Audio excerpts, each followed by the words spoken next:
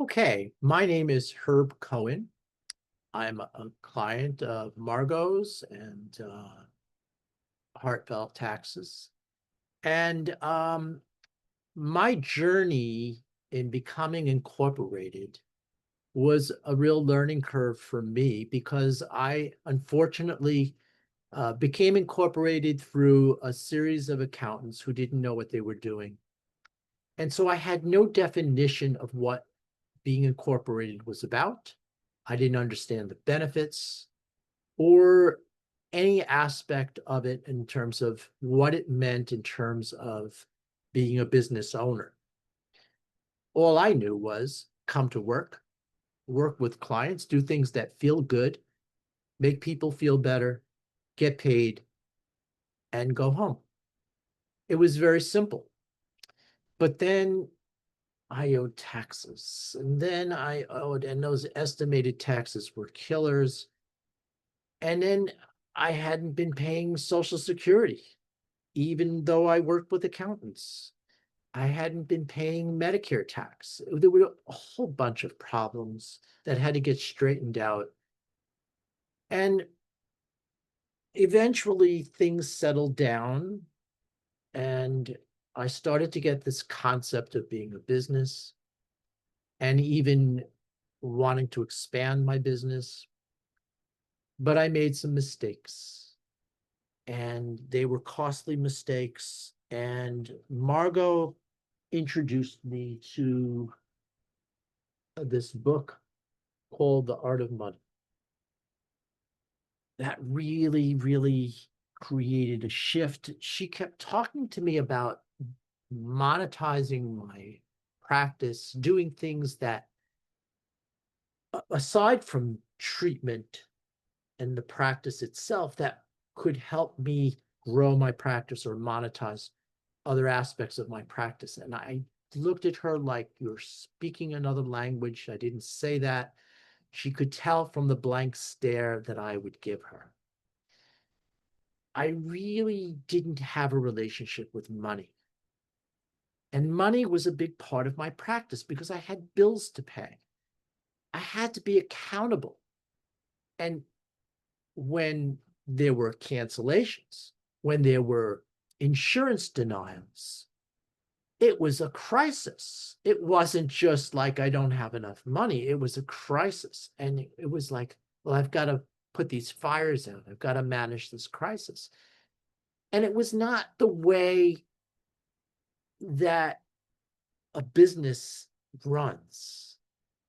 But I didn't know that. And the art of money, what that did was it gave me a defined relationship with money so that I could understand, even through my debts and my assets and my debts and my personal money and my business money. I started to understand how I could catalyze all of this together.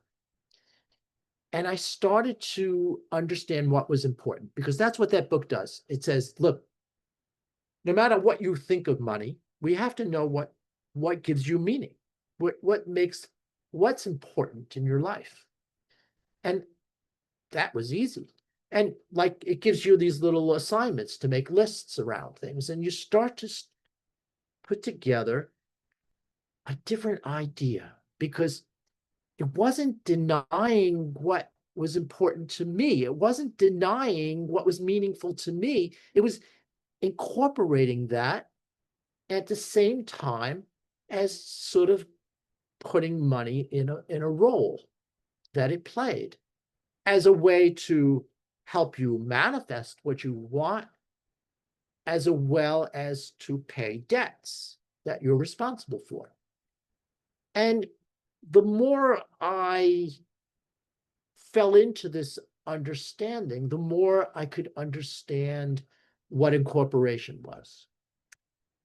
And now I've got a book coming out, and now I've got to monetize that, right? I've got to market that. I've got to find a way. And now all of a sudden, all the things that I've been learning start to come together, and I start understanding monetization activities. which includes networking. It meant joining my town chamber of commerce and networking and meeting people and creating events. And now I'm creating events that are going to enhance both my practice and my book sales. So I'm finding other platforms where I can do this. I can get paid for my writing. And I'm meeting people that are catalysts to doing things that are going to enhance my practice and my incorporation status, as opposed to sapping money from me and draining my status. So I really feel like I have grown tremendously through understanding the relationship to money. And, I needed to make mistakes and learn from those mistakes. And I feel like we need to be partly in the right head side to get things. I think there was urgency that came into my life that, if not for that urgency, in hindsight, I wouldn't have been able to grow.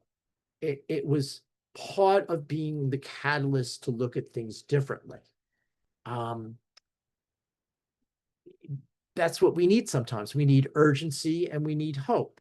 Urgency and hope. Hope being an idealized state, and urgency, that fire that says, I can't keep doing this. I gotta do something else.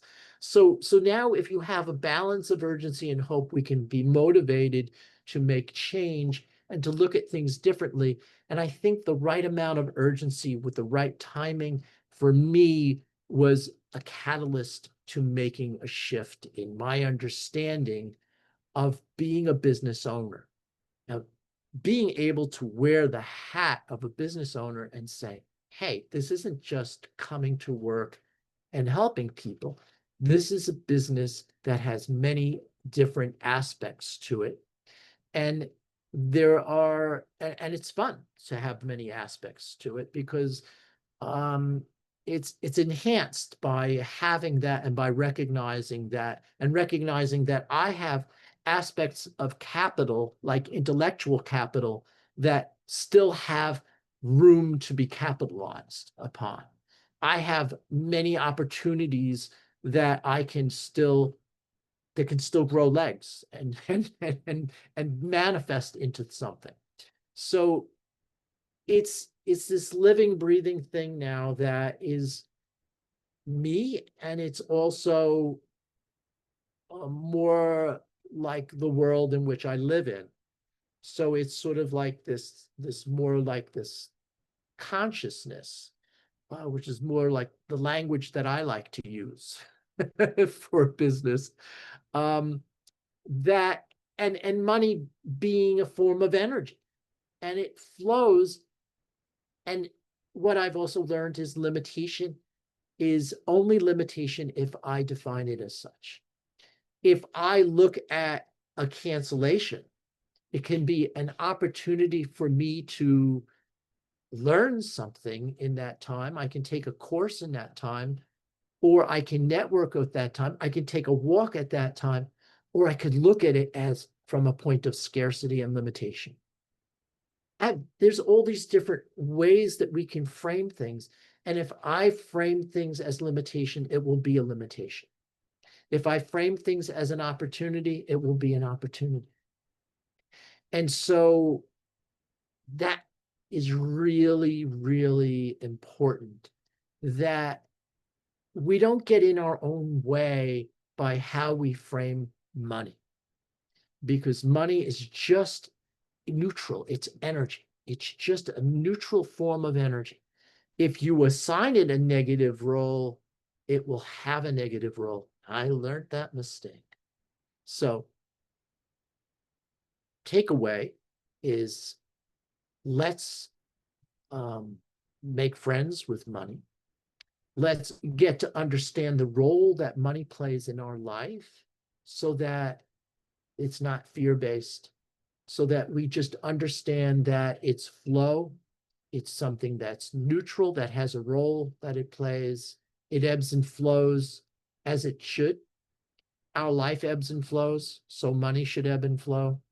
It's normal. It's not abnormal.